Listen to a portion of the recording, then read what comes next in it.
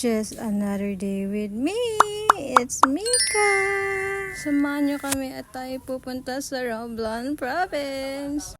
Nandito na nga kami sa bangka kung saan ay papunta kami sa Tabon Port. Pagkasunod nga niyan ay sasakay kami sa tricycle kung saan papuntang Katiklan para bumili ng ticket sa Tugo. Kaya nga schedule ngayon ay Tugo yung sasakyan namin kasi ang lakas ng alon at may padating daw na bagyo. Nandito na kami kaya aantayin na lang namin sila Tita Jing at Tito Sunny, yung kapatid ni Nanay. Nandito na nga sila at bumili na rin kami ng ticket para maaga kami makaalis. Dumaan nga ako sa Andox para bumili ng pagkain kasi sa bahay di ako kumain.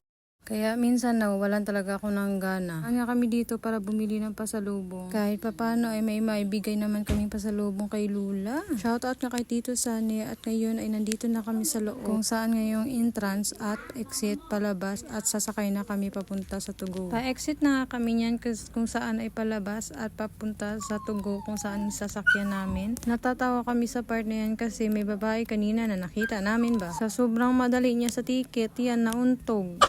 Ilam. Di rin namin alam kasi nagmamadali si ate kanina, takbo lang ng takbo, tapos yun nauntog. Same lang naman pala yung sasakyan namin, isang Tugo lang pala. Shoutout nga pala kay Tita Jing, pati na rin kay Arabella. Pumila na nga kami dyan kasi ganito yung ginagawa nila bago kami makakapasok sa Tugo. Kasi for safety naman siya at nandito na kami paakyat. Ang lakas nga ng alon yan kaya hindi na ako tumingin sa tubig kasi nga natatakot ako. Huy! Namali nga ako sa pagpasok kasi nga bida-bida yung babae na yan na para bang hindi na nakasakay ng Tugo. Nandito na kami sa taas at hinanap pa naman namin yung number namin kasi na pwede naman pala umupo sa iba. Huy! Mainit nga dito sa pwesto namin kaya umalis ako at doon ako nagpunta sa teres. Huy, teres, Marites.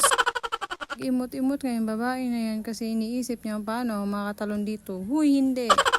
Huwag nyo isipin na ganito lang yung magagawin sa buhay ko. Huy, hindi. Na para bang walang alam talaga sa buhay yung babae na yan.